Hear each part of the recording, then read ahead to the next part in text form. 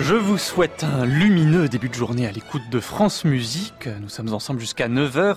Merci de passer votre été en notre compagnie.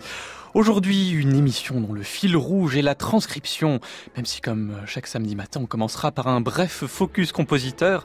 À 7h40, on sera sur les bords du Danube, au tournant du XXe siècle pour parler de Erne Dohnányi. À 7h50, notre blind test de l'été avec, comme toujours, des places à gagner dans les festivals partenaires. Aujourd'hui, le festival Berlioz, c'est dans le département de l'Isère.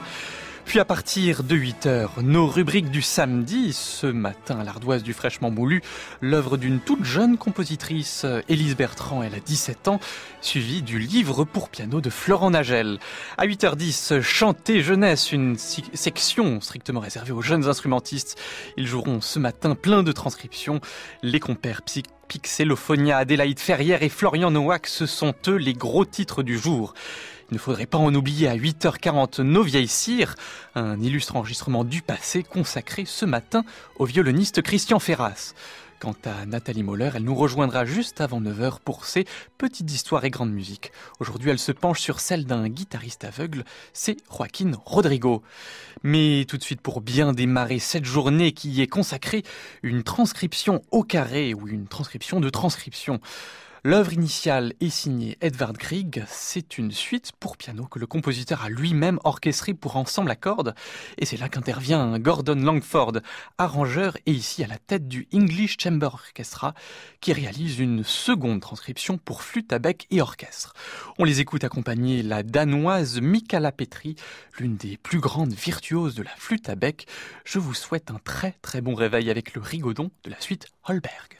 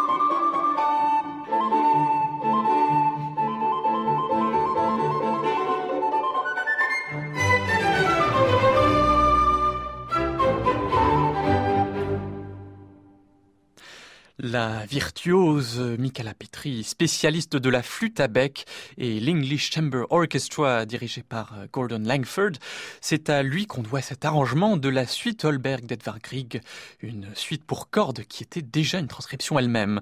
Voilà de quoi bien démarrer cette émission qui nous conduira à aborder en long et en large, vous l'aurez compris, le sujet de la transcription. On est ensemble jusqu'à 9h sur France Musique. Un quatuor à cordes à présent. Ses membres proviennent d'horizons très différents. L'une vient de Roumanie, le second de Pologne et les deux autres sont français. Mais à 4, ils transcendent Brahms, Bartók ou Beethoven, dont on dit qu'ils reprennent le flambeau des mains du quatuor Alban Berg. Ce matin, on les écoute à 5 dans un répertoire plus viennois.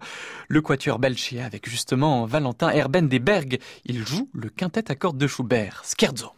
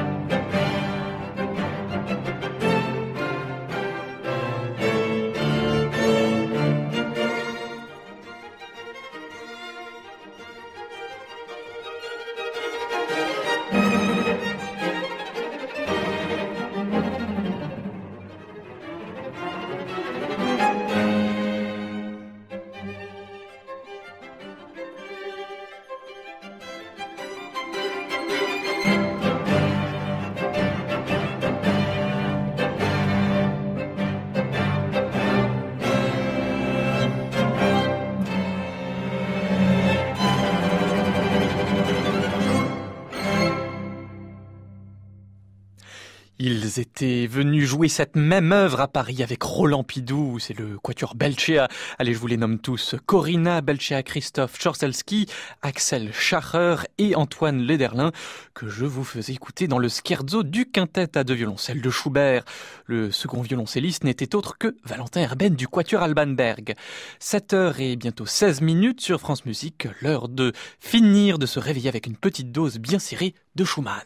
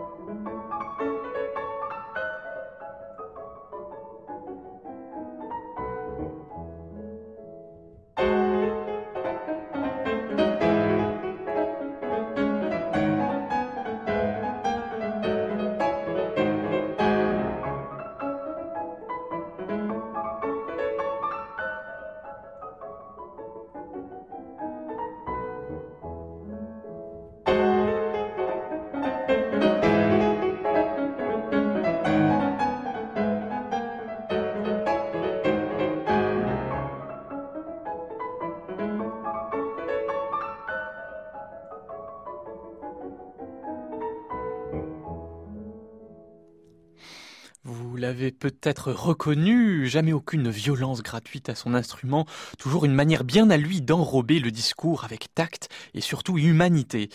Je vous faisais écouter le pianiste Nelson Gerner dans 2 des variations symphoniques de Robert Schumann. L'opéra en robe d'ecclésiastique, c'est le mot savoureux qu'on aime utiliser pour parler du Requiem de Verdi. Et ce que je vous propose aujourd'hui n'est pas très licite. Un coupe-fil pour sauter près d'une heure de musique et démarrer directement à l'un des moments les plus sublimes de ce Requiem. Et ce matin, on est gâté car c'est Cheryl Studer, cette diva assoluta des années 90 que l'on écoute, Riccardo Muti et les musiciens de la Scala di Milano.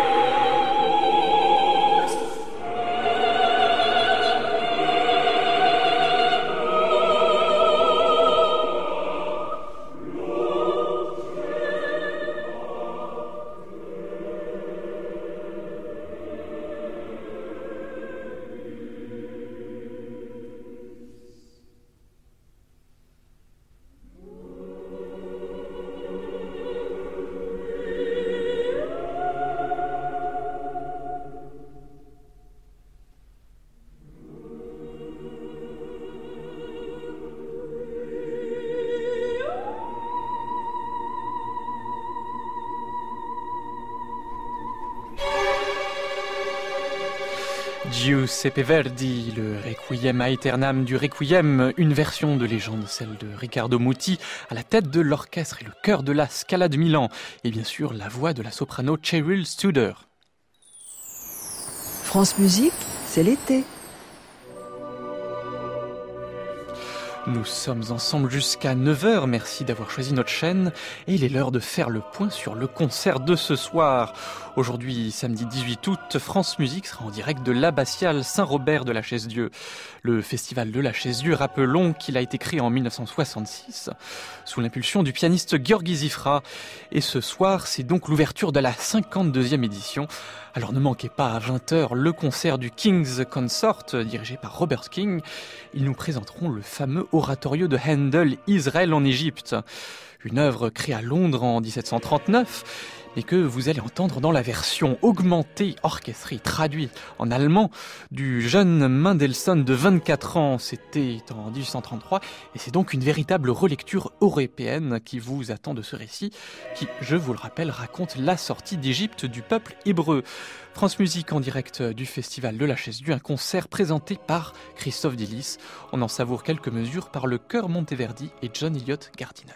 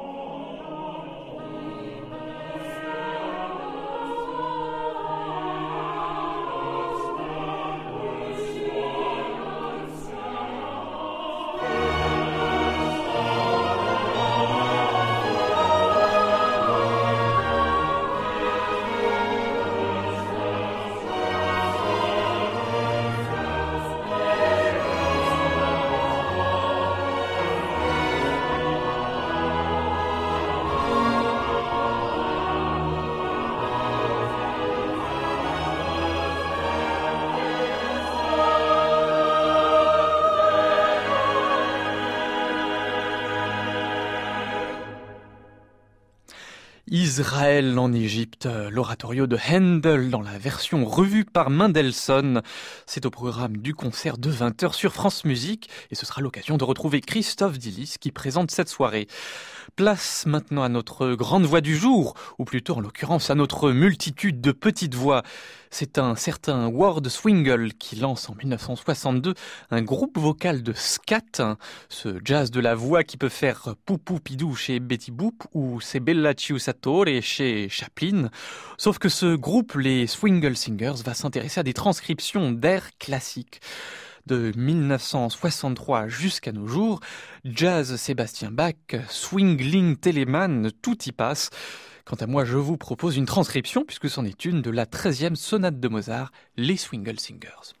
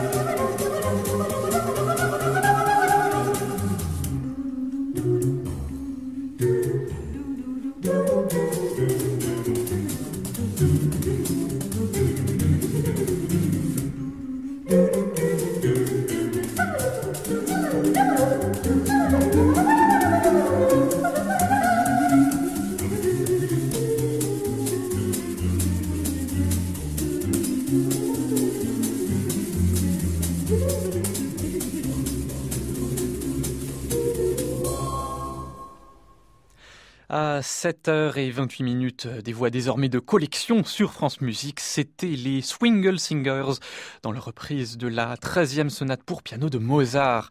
De quoi suggérer la tournure que prendra cette émission dès 8h. Elle est consacrée, je vous le rappelle, à la transcription sous toutes ses formes.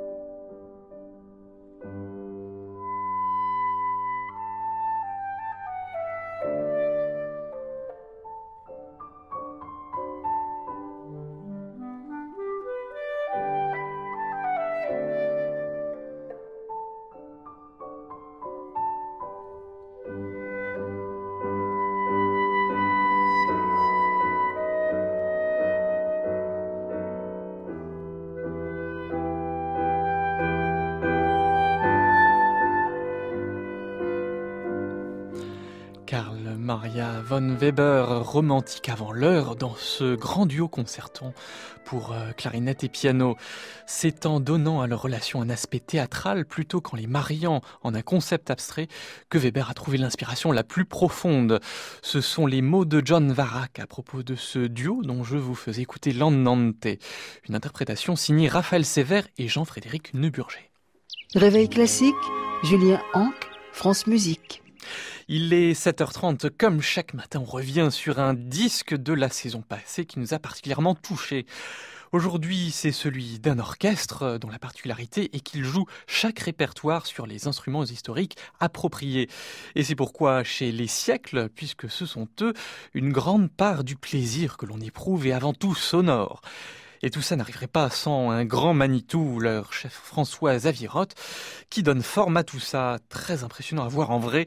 Contrairement à beaucoup de chefs, il ne dirige jamais par à-coups, mais donne au contraire l'impression de faire circuler un flux parmi les pupitres. Leur toute nouvelle parution chez Harmonia Mundi illustre parfaitement cette approche de la musique. Ici un répertoire qui leur est cher, Maurice Ravel, on écoute le prélude du tombeau de Couperin.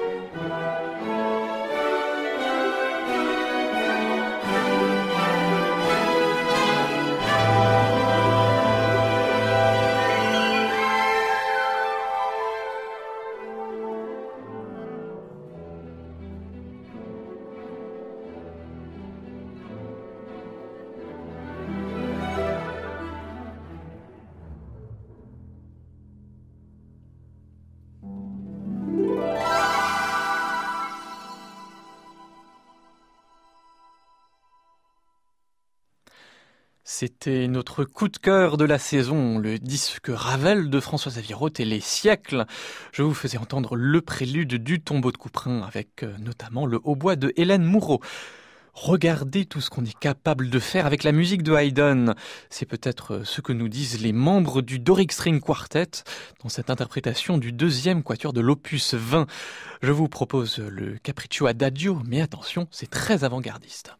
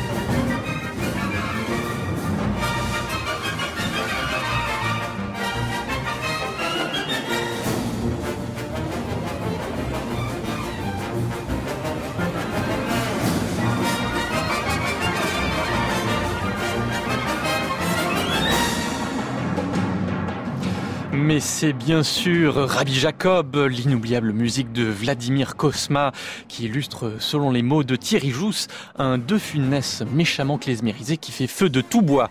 Eh bien, c'était une transcription pour orchestre de ces fameux thèmes, rebaptisés pour l'occasion Danse symphonique de Rabbi Jacob. L'Orchestre national de Lyon était dirigé par Vladimir Cosma en personne. Il est 7h44, merci d'être avec nous, nous sommes ensemble jusqu'à 9h. France Musique. Shuffle, comme disent les Anglais dans le répertoire, ce matin on s'intéresse à Erne Dornani. La méconnaissance aujourd'hui du public à propos de Dornani peut paraître incompréhensible pour quelqu'un qui occupait dans les années 30 tous les postes importants de la vie musicale en Hongrie.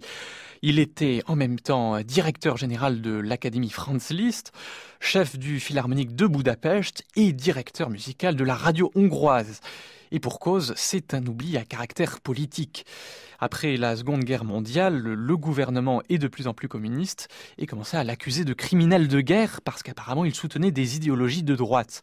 Aujourd'hui, on sait que ces accusations n'étaient pas fondées. Quoi qu'il en soit, leur effet a été absolument dévastateur sur la réputation de Dornani, aussi bien de son vivant ainsi qu'après sa disparition en 1960. Dornani, ce n'est pas un avant-gardiste. Si l'on aime son œuvre, c'est avant tout pour son style personnel assez raffiné, une écriture parfois teintée d'humour, comme je vous propose de l'entendre dans ce Vivace Giocoso de son troisième quatuor, Erne Dornani par le Nash Ensemble.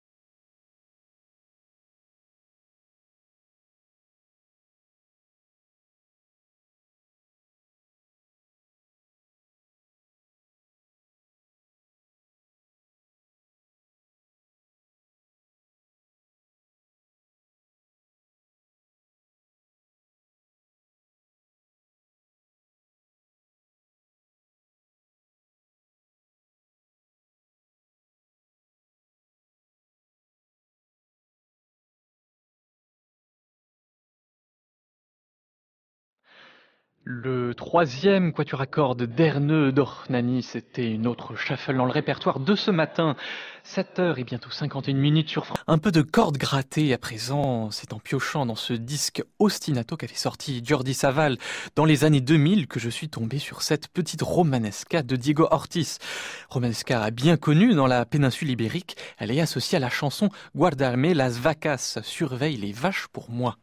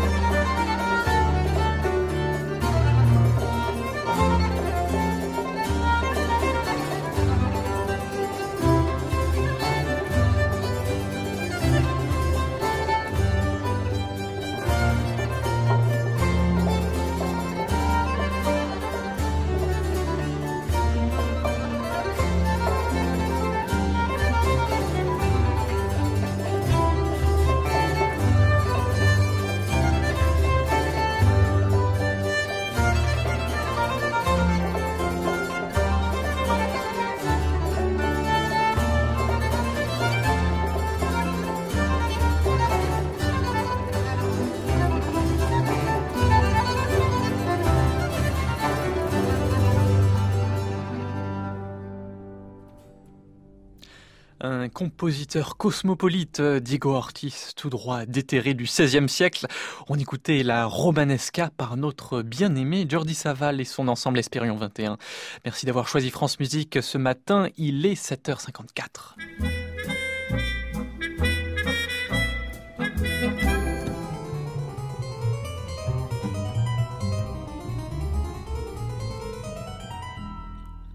L'Isère et le festival Berlioz pour notre blind test de l'été. Alors le festival Berlioz, c'est du 18 août, ça commence ce soir, jusqu'au 2 septembre, avec des artistes en nombre et même des orchestres étrangers qui font étape là-bas.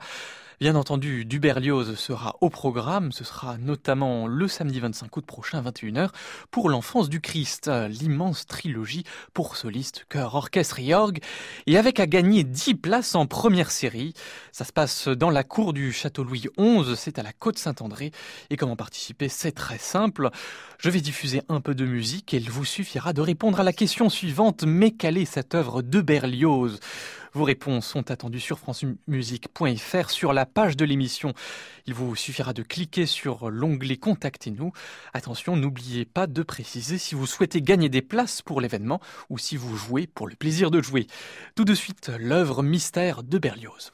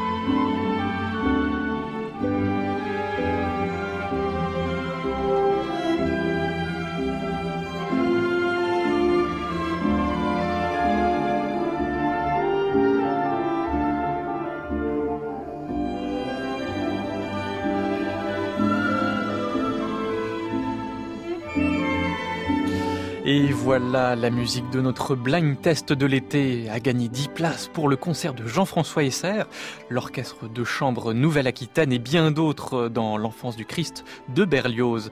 C'est justement au festival Berlioz en Isère. Mais quel est le nom de l'œuvre que l'on vient d'entendre ? Votre réponse est attendue sur francemusique.fr sur la page de l'émission. N'oubliez pas d'indiquer si vous souhaitez gagner des places pour ce concert. Les heureux élus seront conviés à cette soirée du 25 août, c'est samedi prochain à 21h. Nous sommes en direct du studio 141 en deuxième heure, plusieurs rubriques, dont fraîchement moulues des œuvres composées dans les 6 derniers mois. On en parle dans quelques instants. Pour l'heure, un petit point météo. En première partie de journée, ce sera un ciel plutôt nuageux, quoiqu'avec de belles éclaircies sur les plaines et quelques averses locales sur les massifs. Un matin gris et un peu frisqué, mais qui laissera place en fin de journée à plus de soleil. On attendra environ 25 degrés sur la majeure partie du pays.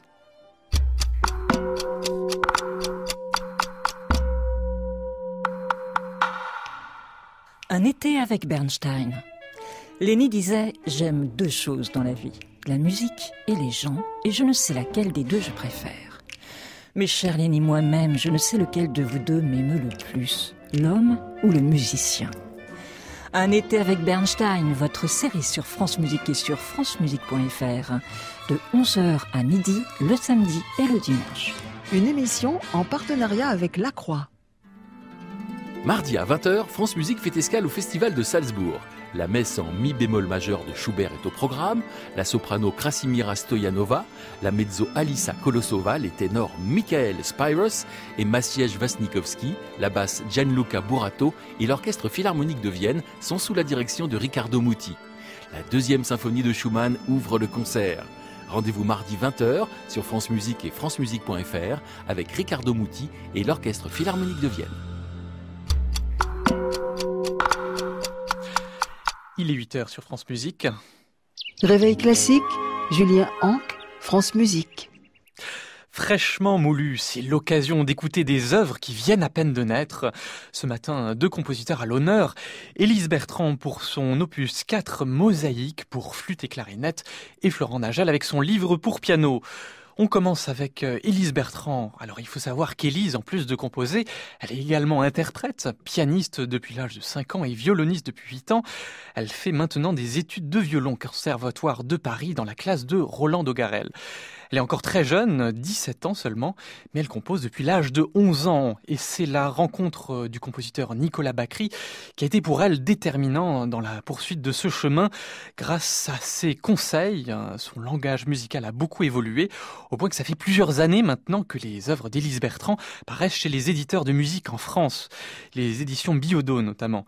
Et enfin, une œuvre comme son poème pour piano a été choisie comme l'imposé contemporain en demi-finale au prochain concours international de piano d'Épinal. Ce sera en mars 2019.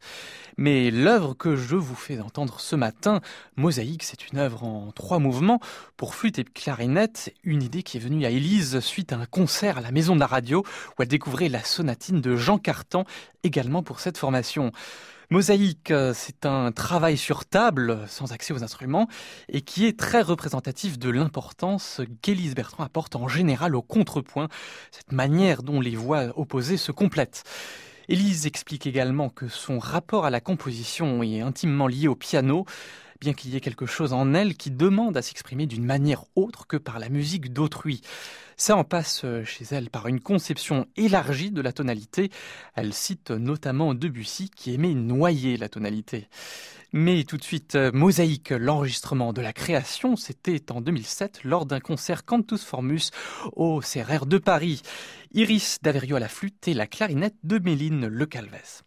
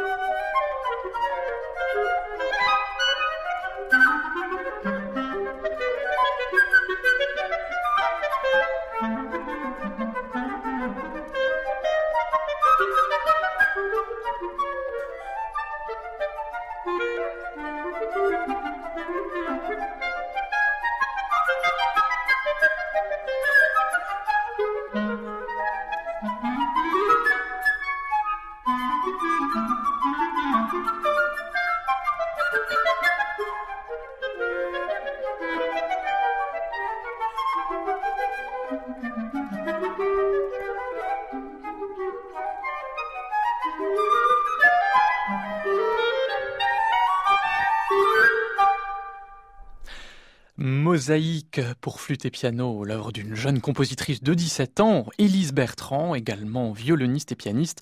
Elle a déjà un certain nombre d'œuvres à son actif, déjà plusieurs opus, et elle nous confie, Élise Bertrand, qu'il y a en ce moment sur le feu une sonate pour violon et violoncelle, mais aussi un quatuor avec flûte. Mais place à notre deuxième tête d'affiche pour ce fraîchement moulu du jour. Il s'agit de Florent Nagel et son livre pour piano. C'est paru il y a peu aux éditions Alphonse Le Duc pour la partition et le CD chez Azur Classical.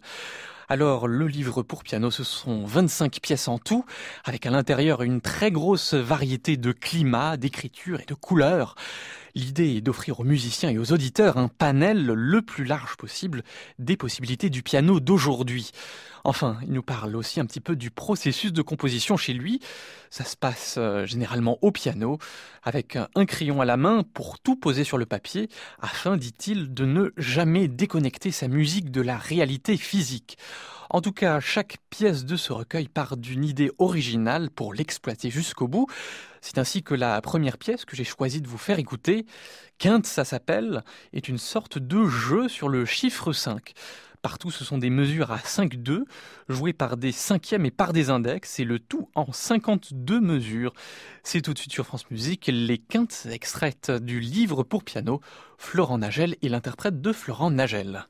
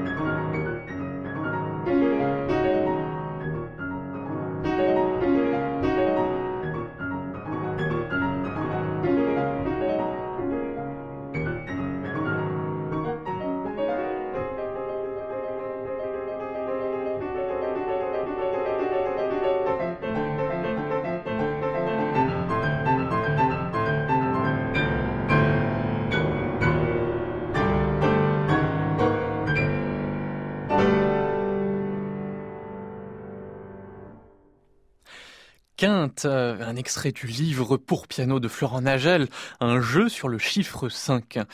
Le prochain morceau que je vous ai choisi, c'est l'hommage à Ligeti et Rautavaara, une évocation de ces deux compositeurs, notamment en faisant appel au début et à la fin de l'œuvre à des sections très rythmiques avec beaucoup d'intervalles de secondes mineures pour l'hommage à Ligeti et au contraire beaucoup de secondes majeures pour la partie plus Rautavaara qui est la partie centrale la plus lyrique. On l'écoute toujours par Florent Nagel.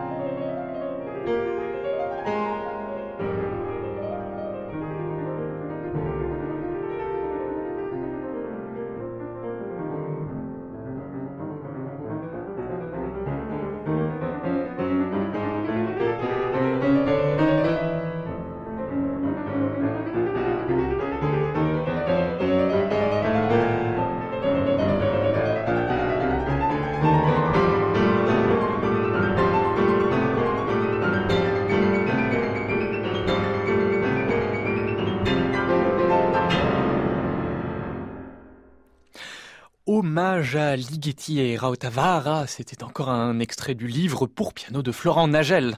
25 pièces qui se veulent une récréation de l'esprit, dit le compositeur.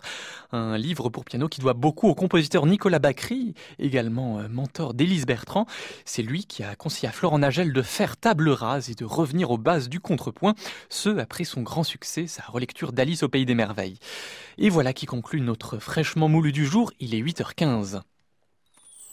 France Musique, vous allez l'adorer.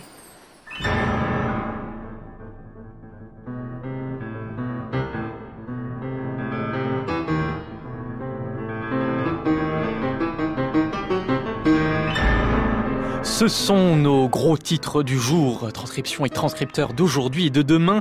C'est avec les confrères, l'orchestre Pixelophonia, Florian Noack, Adélaïde Ferrière, mais aussi Alexandre Kantorov que vous entendez en ce moment sous ma voix dans la transcription de l'Oiseau de feu de Stravinsky par Guido Agosti. On commence avec les confrères, c'est l'histoire de 4 chanteurs de musique baroque, des spécialistes de la musique ancienne qui se découvrent une passion commune pour le grand répertoire, tout comme la chanson française. Ils sont profs de direction, élèves au Conservatoire de Lyon ou encore au chœur de l'armée française. C'est Paul Chevalier, Luc Doval, Cyprien Sadek et Simon Eberle. À eux 4 et grâce aux transcriptions, ils couvrent un répertoire qui s'étend du XVIe siècle de Roland de Lassus à des choses beaucoup plus contemporaines comme ce que nous allons entendre. Et pour eux, il y a plusieurs procédés de transcription. Soit ils partent de partitions existantes, qu'ils adaptent pour 4 voix d'hommes, quelque part en se répartissant les conduites musicales, soit parfois ils partent directement des partitions d'orchestre pour effectuer un travail de réduction. Et dans les cas les plus épineux, ils font appel à un autre arrangeur, Julien Naudin, pour qu'il leur réalise des partitions originales. Je vous propose d'entendre une double transcription de la célèbre Rhapsodie hongroise numéro 2 de Liszt, adaptée par les 4 barbus, et le tout harmonisé et revisité par les confrères, c'est leur nom. L'alcool, voilà l'alcool, l'affreux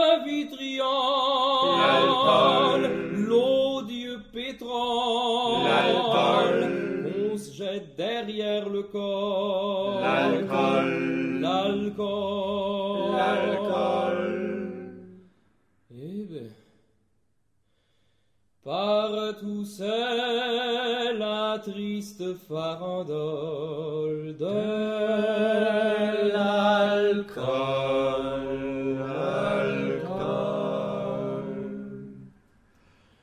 Dites donc, vous, il me semble que vous buvez beaucoup, petit voyou. Et vous, là, il me semble que vous ne vous privez pas, mon petit gars. Et oui, ce qu'il vous faut à tous, c'est du whisky, bien assez, assez, assez d'alcool. Petite tête, ce qui vous guette, c'est le délire de l'alcool. Le cabanon, La camisole, au fond de vos verres, c'est la misère. Pendant que vous perdez la raison, vos enfants pleurent à la maison. voyez l'infâme qui bat sa femme. Regardez donc cet œil vitreux et sa mâchoire de goitre. C'est une loque qui se disloque. Assez de crimes, assez de viols, assez d'alcool, assez d'alcool, assez d'alcool, assez d'alcool. Assez La d'alcool. santé, c'est la sobriété, mesdames, la santé, c'est la sobriété. La santé, la santé, la santé, la santé, la santé, la santé. Si malgré ce qu'on vient de vous dire, vous désirez, avant de partir, prendre encore un petit verre au bar, il n'est certainement pas trop tard. L'alcool, c'est la misère. Assez de crimes, assez de viols, assez d'alcool, assez d'alcool, assez d'alcool. Avant, j'étais un type bien, mais maintenant je fais le guignol. Avec des gamins, voyez ce qu'a fait de moi l'alcool, l'alcool, toujours l'alcool. Vite, videz vos verres plus vite que ça, videz vos verres plus vite que ça, videz, videz, videz, videz, videz, videz, videz, videz, videz, videz, videz vos verres plus vite que ça. Payez, payez vos traditions, quittez ces lieux de perdition. N'oubliez pas que la santé dépend de la sobriété. Si malgré ce qu'on vient de vous dire, vous désirez avant de partir prendre encore un petit verre au bar, il n'est certainement pas trop tard. Ce n'est pas joli de boire, il vaut mieux vous arrêter. Ça n'apporte que des déboires, c'est mauvais pour la santé. La santé, c'est la sobriété, mesdames, la santé, c'est la sobriété. Sobriété, La santé, c'est la sobriété, mesdames, la santé, c'est la sobriété. Si malgré ce qu'on vient de dire, vous désirez avant de partir prendre encore un petit verre au bar, il n'est certainement pas trop tard. L'alcool, c'est la misère. Assez de crimes, assez de viols, assez d'alcool, c'est l'alcool. Santé, sobriété, casse pas le bol. L'alcool, c'est la rhapsodie hongroise numéro 2 de Liszt, transcrite par les 4 barbus et revisitée par les confrères Paul Chevalier et Luc Doval, Cyprien Sadek, Simon Eberle, qui seront notamment le 20 octobre à Aix-sur-Vienne au Centre culturel Jacques Prévert. Notre prochain joueur de transcription est un peu plus gros. C'est un ensemble qui existe depuis 2012 et qui compte 45 musiciens, avec pour particularité que leur répertoire est essentiellement tiré de la musique du jeu vidéo. Oui, vous avez bien entendu, de jeux vidéo. Et quand un orchestre symphonique se consacre exclusivement à ce type de musique, eh bien ça donne un ensemble de pixélophonistes. Pixelophonia, c'est le nom de cet ensemble. Ce sont des musiciens de formation classique. La base est issue du Conservatoire de Paris, mais avec comme particularité qu'ils recomposent, réarrangent et réorchestrent certains tubes, pour ceux qui le connaissent, de jeux vidéo, pour en proposer des versions tout à fait surprenantes. Et dans cet ensemble, chaque musicien possède son chapeau en référence à l'univers du jeu vidéo. Un univers qui devient un immense terrain de jeu puisque la réorchestration permet, à partir d'un matériau parfois pauvre et très basique, d'en faire quelque chose de beaucoup plus élaboré. Démonstration tout de suite avec ce poème symphonique sur des thèmes du jeu Mario Classics.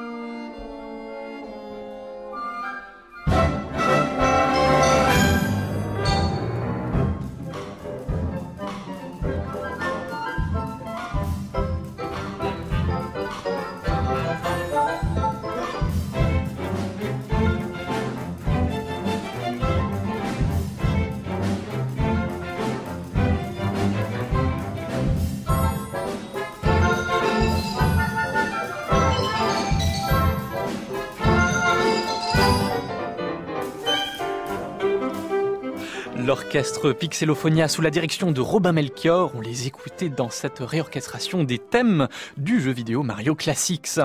Ils seront en concert le 31 août prochain dans la salle du millénaire de Savigny-le-Temple, ce sera à 20h. Et revenons à présent à un univers plus classique mais non moins rutilant. C'est l'univers que s'est créé le pianiste Florian Noack. Alors pourquoi des transcriptions pour lui ? En ce qui le concerne, c'est par-dessus tout le plaisir de pouvoir mettre les doigts sur des œuvres qui jusque-là ne lui étaient pas accessibles. Une transcription qui n'a donc vocation qu'à être avant tout un plaisir, celui d'exercer sa créativité à l'intérieur d'un cadre défini, et surtout la possibilité d'élargir ses horizons en apportant dans le piano toute la richesse d'œuvres pensées justement de manière non pianistique. Pour cela, il a quelques principes, par exemple celui de toujours créer une pièce qui puisse tenir la route en tant que pièce pour piano à part entière. Il ne veut surtout pas créer un objet qui soit un ersatz de quelque chose d'autre faute de mieux. Alors bien sûr, il a le souci d'une fidélité à l'esprit de l'œuvre qu'il transcrit, mais dit-il, ça peut impliquer des bouleversements assez drastiques dans la forme et la manière de restituer cet esprit de l'œuvre. Son credo, en fait, ça pourrait être que la fin justifie toujours les moyens. Et donc, Florian Noack, il a tout un tas de trucs, des bottes secrètes. Ça passe beaucoup par le rajout de petites notes légères, pratiquement imperceptibles, mais qui tout ensemble vont créer des illusions de vibrato, par exemple. Ça implique aussi pour lui de choisir dès le départ des pièces où ce traitement est possible. Autant la musique russe s'en accommode plutôt bien, autant il défigurerait très probablement quelque chose comme une symphonie de Brahms. Et c'est pourquoi je vous propose ce matin sa transcription du Sherazade de Rimsky-Korsakov, La mer et le vaisseau de Sinbad.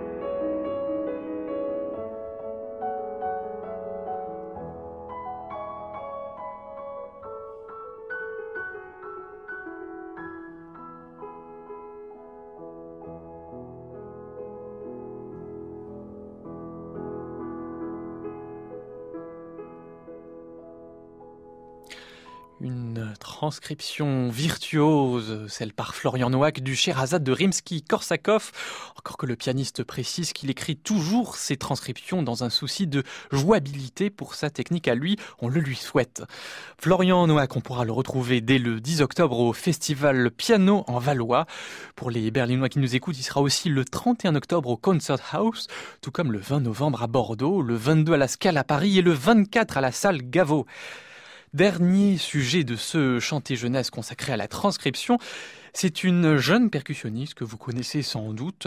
Son triomphe aux victoires de la musique classique, catégorie révélation instrumentale, avait fait grand bruit en 2017. Elle nous vient de Dijon, elle est passée par le Conservatoire de Paris, mais également à Londres, au Royal College of Music. Pourquoi transcription pour elle ? Tout simplement parce que le répertoire pour marimba, c'est son instrument fétiche, n'est pas des plus larges, mais en revanche peut s'ouvrir assez facilement aux autres répertoires. C'est un instrument qui peut en effet jouer un peu sur tous les registres, qui a une grande tessiture.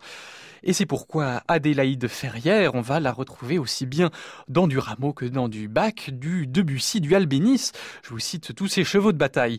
Mais enfin aussi dans le Libertango d'Astor Piazzolla. Une transcription pour marimba et piano qui est l'œuvre de Thibaut Lepris, pianiste et percussionniste au Conservatoire de Paris et dont le point de départ a été le traitement inédit du marimba comme instrument soliste, et notamment avec une grande cadence centrale. Pourquoi le choix du piano ? Tout simplement parce que le mariage des deux sonorités fonctionne très bien, surtout dans cette musique, et qu'ils sont capables tous les deux d'alterner un rôle tour à tour harmonique puis mélodique, tout comme ils sont capables aussi de soutenir le rythme implacable nécessaire au tango. L'un des enjeux au cours de la transcription, c'était de prendre en compte la quasi-impossibilité au marimba de contrôler la résonance, comme on pourrait par exemple le faire sur un piano. D'où le choix d'une écriture qui favorise le registre grave du marimba, ce qui permet plus de profondeur dans le son. On écoute tout de suite ce Libertango revu par Thibaut Lepris, Adélaïde Ferrière au marimba, et c'est Tanguy de Villancourt qui s'occupe du piano.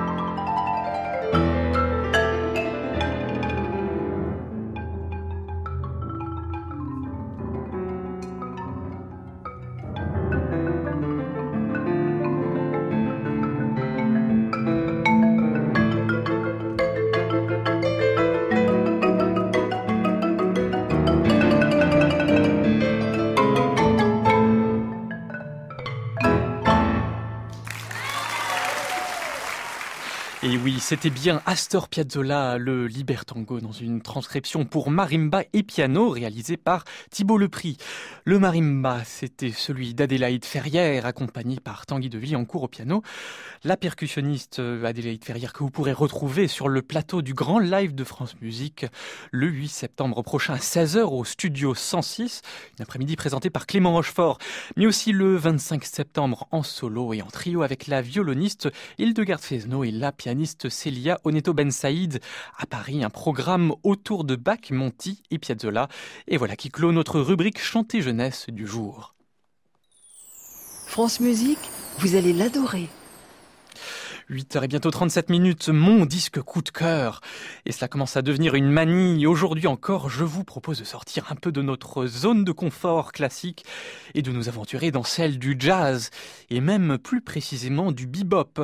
À ne pas confondre avec le scat que l'on entendait tout à l'heure avec les Swingle Singers.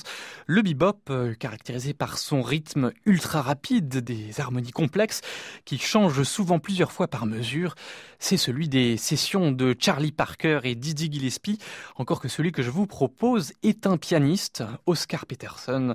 Son disque de London House Sessions, des enregistrements live de 1961, où il reprend notamment le Daoud de Clifford Brown et Max Roach.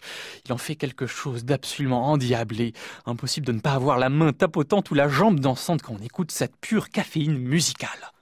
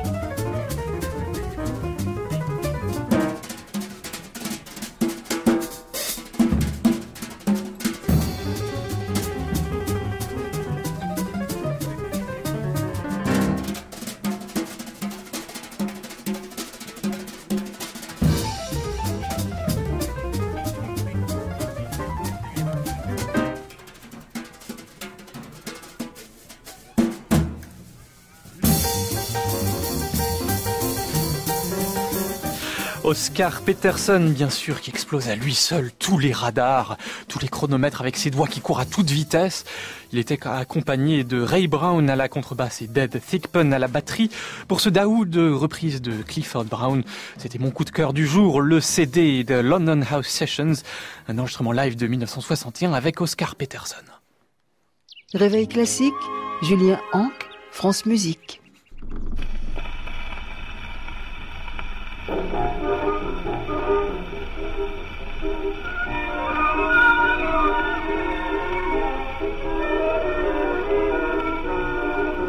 8h40, c'est l'heure de s'occuper de nos vieilles cires, de nos vieux diamants, de nos vieux vinyles. Une grande œuvre dans une très grande interprétation du passé. Ce matin, c'est le concerto pour violon de Brahms. Le final est Allegro giocoso par Christian Ferras. Un violoniste déjà bien d'une autre époque. Il est né en 1933 et à l'un des concerts qui va le lancer, le critique Bernard Gavotti va notamment écrire dans Le Figaro. C'est en 1946. 13 ans, les traditionnelles culottes courtes et l'obligatoire col denton des enfants prodiges.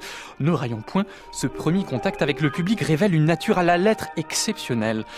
La suite va le prouver avec des années comme 1958 ou 1959, où il est déjà considéré comme le champion, l'ambassadeur du renouveau de l'école française de violon. Il fait des folies, par exemple avec Pierre Dervaux et la Société des concerts du Conservatoire. Il joue la même soirée au Théâtre des Champs-Élysées 3 concertos. Ça ne se fait plus beaucoup aujourd'hui.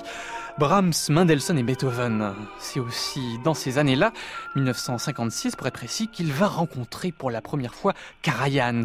Justement dans cette œuvre, le concerto de Brahms qu'il enregistre au cours de la décennie suivante, un disque Deutsche Grammophon de 1964 que l'on écoute tout de suite.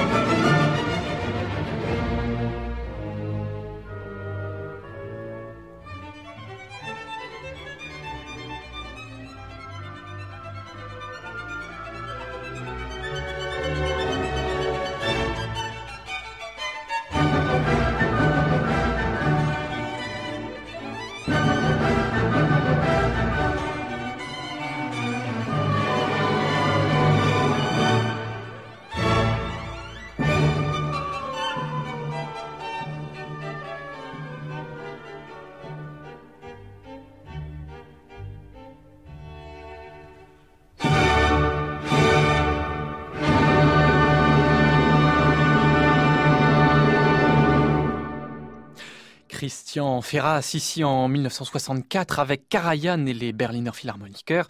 Le concerto de Brahms, on écoutait le final Allegro giocoso.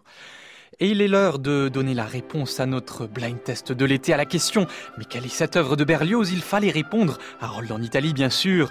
L'œuvre pour alto et orchestre, ici le 3e mouvement, sérénade d'un montagnard des Abruzzes à sa maîtresse, que l'on entendait dans l'interprétation de Gérard Cosset et Michel Plasson à la tête de l'orchestre du Capitole de Toulouse. En tout, 10 auditeurs gagnent des places pour l'Enfance du Christ. Ça se passe dans la cour du château Louis XI à la Côte-Saint-André le 25 août au soir. Un festival Berlioz qui durera encore jusqu'au 2 septembre. Voilà une petite information pour ceux qui habitent l'Isère. Merci à tous d'avoir participé à notre blind test. Tout de suite, on reçoit Nathalie Moller pour notre chronique de ce matin.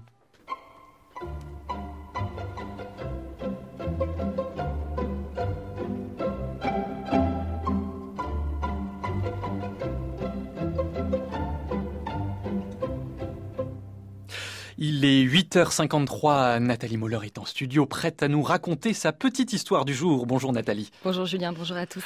Alors de quoi va-t-on parler aujourd'hui ? Ou plutôt, où est-ce qu'on va aller aujourd'hui ? Car ce matin, Julien, je vous emmène en Espagne.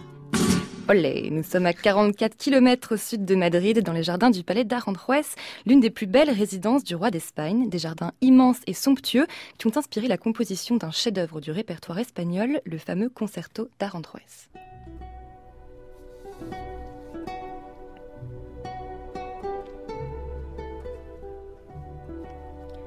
Et si j'ai choisi de vous faire écouter cette œuvre ce matin, ce n'est pas seulement parce qu'elle est sublime ou mondialement célèbre, mais aussi parce qu'elle a une particularité, et pas des moindres. Elle a été entièrement composée en braille, ce système d'écriture tactile utilisé par les personnes malvoyantes ou aveugles. Car Joaquín Rodrigo, le compositeur du Concerto d'Aranjuez, est aveugle, ou du moins très malvoyant. Il a perdu la vue en 1904, à l'âge de 3 ans, alors qu'une épidémie de diphtérie ravageait la région de Valence, sa région natale. Dès le plus jeune âge, Joaquín Rodrigo se retrouve donc plongé dans un monde d'ombres et de taches informes, un monde dans lequel la mer n'est pas une vaste étendue bleue, mais un ensemble de bruits et de mélodies. Un monde donc dans lequel l'ouïe prime plus que tous les autres sens, ce qui oblige Joaquín Rodrigo à porter une attention toute particulière au son et à la musique. À 8 ans, il commence l'apprentissage du violon et du piano. À 16 ans, il étudie l'harmonie et la composition au Conservatoire de Valence. Et à 26 ans, il part étudier à Paris, dans la classe de Paul Dukas, à l'École normale de musique. Et c'est à Paris, justement, qu'il compose son célèbre concerto.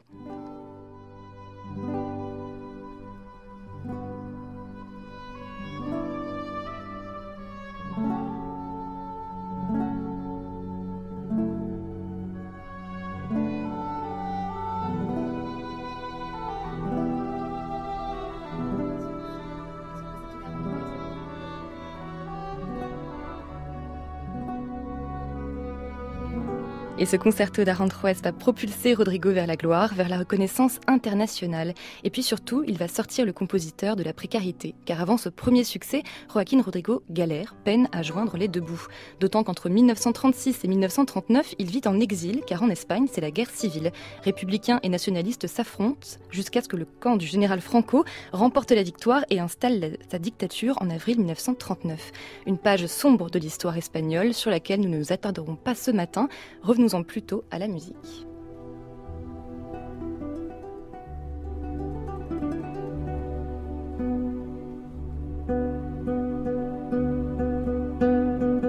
Rodrigo achève la composition du Concerto d'Aranjuez en 1939 et la création a lieu à Barcelone le 9 novembre 1940. Le succès est immédiat, retentissant et tout le monde s'interroge, qu'est-ce qui a pu procurer tant d'inspiration au compositeur ? Et la réponse est double.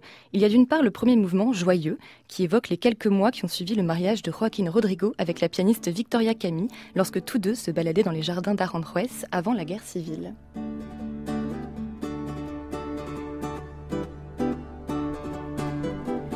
Et puis vient ce fameux deuxième mouvement, l'Adagio, triste, mélancolique. En fait, pendant que Rodrigo le compose à Paris, sa femme Victoria est à l'hôpital, entre la vie et la mort, victime d'une fausse couche après 7 mois de grossesse.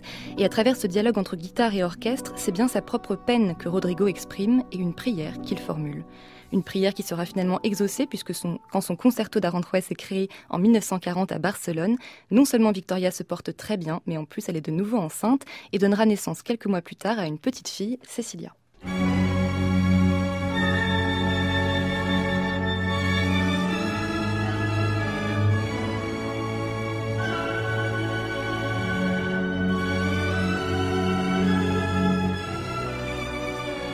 Victoria Camille, c'est une pianiste d'origine turque née à Istanbul que Joaquín Rodrigo a rencontrée à Paris en 1929. Et dès lors, Victoria est devenue ses yeux, son guide, son assistante, son double. C'est elle qui relie, annote et supervise l'édition de chaque partition de son mari, des partitions qu'il a d'abord composées en braille ou qu'il lui a dictées au piano. C'est elle aussi qui, jusqu'à sa mort en 1999, lui lit chaque jour le journal, lui décrit chaque chose qu'il ne voit pas et qui l'entoure. Et si cette histoire vous fait penser à un joli conte de fées, eh bien peut-être, oui, et c'est Victoria Camille elle-même qui l'écrit dans ses mémoires, il se peut que la fin ait un air de roman à l'eau de rose à cause de son dénouement heureux, mais c'est pourtant la vérité.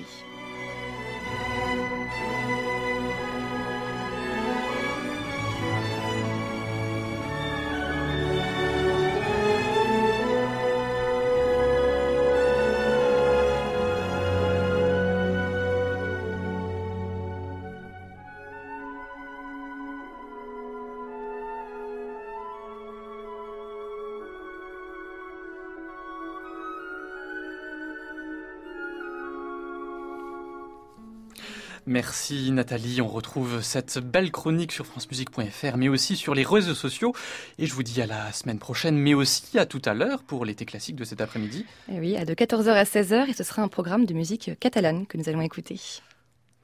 Merci d'avoir été avec nous pour ce réveil classique. Il est bientôt 9h. On arrive au terme de cette émission. Demain, vous retrouverez à la même heure le réveil classique de Anne Voisin. Un grand merci à Valentin Carpentier, Max James qui a réalisé cette émission. À la technique ce matin, Déborah Dagobert, Thibaut Nassim Ben étaient à la cabine.